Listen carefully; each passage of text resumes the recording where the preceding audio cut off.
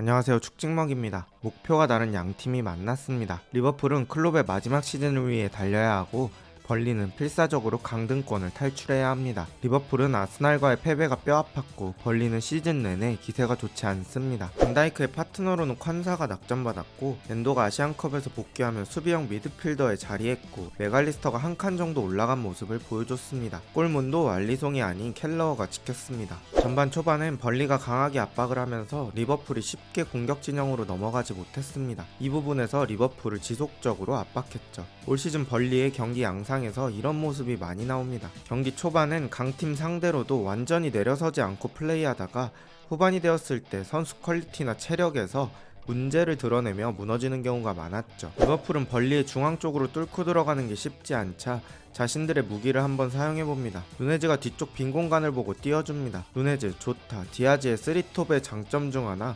유기적인 스위칭이 나왔습니다. 아놀드가 엔도 옆까지 올라오면서 뒷공간 패스를 넣어주죠. 누네즈의 패스가 약해서 벌리 수비들에게 차단당하긴 했지만 자신들의 플레이 색깔대로 한번 풀어나가본 리버풀입니다. 아놀드가 올라갔을 땐 로버트슨이 내려와주면서 밸런스를 맞춰줍니다. 그리고 반다이크가 반대쪽 아놀드를 봐줍니다. 이런 한 번의 반대전환 패스가 벌리 선수 6명을 전장에서 이탈시킵니다. 그리고 여기서 아놀드가 우물쭈물하면 그 사이에 수비가 다 복귀하니까 수적 우위를 활용하지 못하겠죠. 하지만 아놀드는 잡자마자 자세만 바꿔서 지체 없이 크로스를 올립니다. 이 크로스의 근거는 발빠른 조타와 누네즈의 침투입니다. 물론 벌리의 수비가 잘 막아냈지만 공격과는 끝나지 않고 리버풀의 코너킥으로 이어집니다. 코너킥에서 벌리는 지역 방어를 수행합니다. 노란색 지역으로 왔을 때 맞겠다는 거죠. 리버풀 선수들은 한 곳에 모여있다가 킥이 나오는 순간 흩어질 겁니다. 순간적으로 상대방의 맨투맨이 힘들어지게 만드는 거죠. 하지만 벌리 지역 방어의 단점이 이 코너킥에서 드러납니다. 코너킥이 올라오는 순간 조타를 마크하는 선수가 없었고 조타가 프리헤더를 하며 경기를 1대0으로 만듭니다. 사실 골키퍼가 착지 지점을 잘 캐치하지 못한 것도 있습니다. 하지만 그럼에도 조타를 프리하게 냅둔 건 엄연한 벌리의 수비 전술 미스라고 볼 수 있습니다. 이번 주 아스날도 그렇고 맨유도 그렇고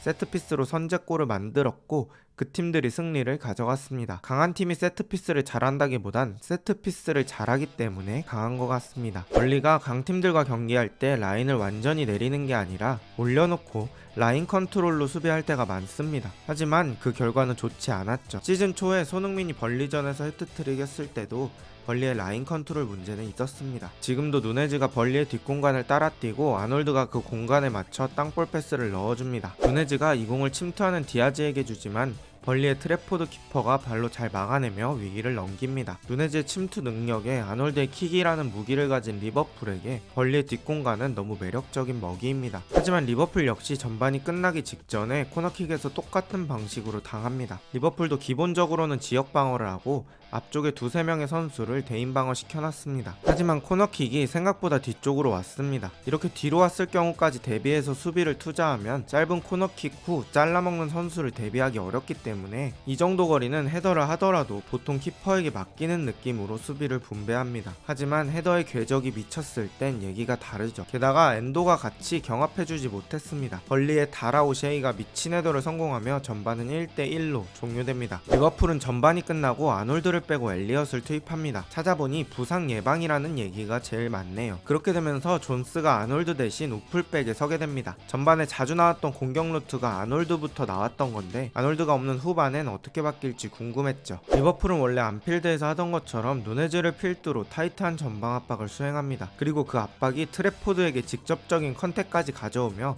제대로 볼 터치를 못하게 합니다. 그때 엘리엇이 또 바로 붙어서 압박해주면서 상대가 볼 처리를 제대로 못하게 만들어줍니다. 리버풀은 압박을 이어받아서 해주는 게 참 좋습니다. 근데 이 공이 우당탕탕하면서 엘리엇에게 갔고 엘리엇은 잘 잡아놓고 뛰어들어오는 선수들 쪽으로 공을 넣어주는데 약간의 굴절이 생기면서 디아즈 쪽으로 향했고 디아즈가 넘어지면서 머리로 마무리하며 경기를 2대1로 만듭니다. 리버풀의 성실한 전방 압박이 결국 득점이라는 결과를 만들었습니다. 벌리도 기회가 없었던 게 전혀 아닙니다. 골킥을 콴사가 걷어냈던 게 델크루아의 머리에 맞고 암두니가 바로 돌려주면서 포파나가 1대1 찬스를 맞게 됩니다. 그런데 포파나가 이걸 그대로 밖으로 차버립니다. 이런 건 진짜 감독이 어쩔 수가 없습니다. 선수 퀄리티 차이에서 밀리는 벌리입니다. 물론 켈러가 각도를 잘 좁힌 것도 있었지만 최소한 유효 슈팅까지는 갔어야 하는 상황입니다. 경기는 서로의 클리어링 미스나 롱볼을 헤더하고 난 세컨볼에서 양쪽이 다 찬스를 맞는 형태로 진행됩니다. 이번엔 리버풀 차례였는데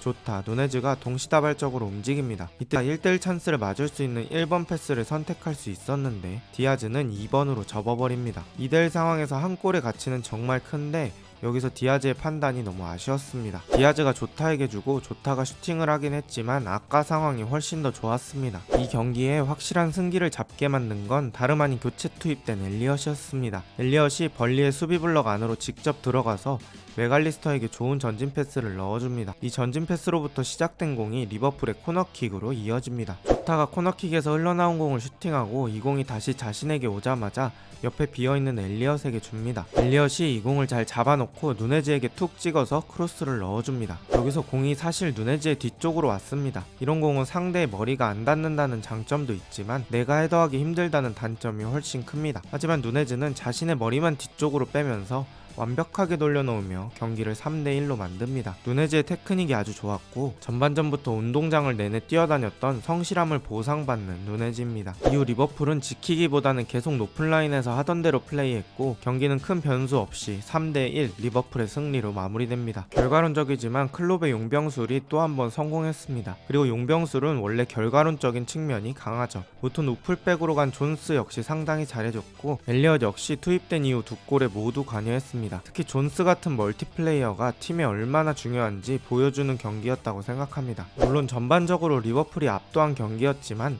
벌리의 후반전 기대 득점 값이 0.92 정도였고 충분히 한 골 정도는 득점할 기회가 있었습니다. 2대1 상황에서 동점골이 들어갔으면 분위기는 어떻게 바뀔지 몰랐죠. 하지만 선수의 퀄리티와 집중력 차이가 승패를 갈랐습니다. 맨시티가 한 경기를 덜 치르긴 했지만 리버풀은 오늘 경기 승리로 다시 선두 자리에 복귀했습니다. 선두 싸움이 승점 1, 2점 차이로 아주 타이트하게 진행되다 보니 기뻐할 새 없이 다음 경기를 준비해야 할 것 같습니다. 반면에 벌리는 승점으로 따지면 최하위입니다. 이기는 경기보단 지지 않는 경기라는데 초점을 두고 맞불을 놓는 것보다는 현실과 타협해야 하는 시점이지 않나라는 생각이 듭니다. 과연 리버풀은 클롭의 마지막 시즌을 우승 트로피로 채울 수 있을까요? 오늘 영상은 여기까지입니다. 좋은 하루 되세요.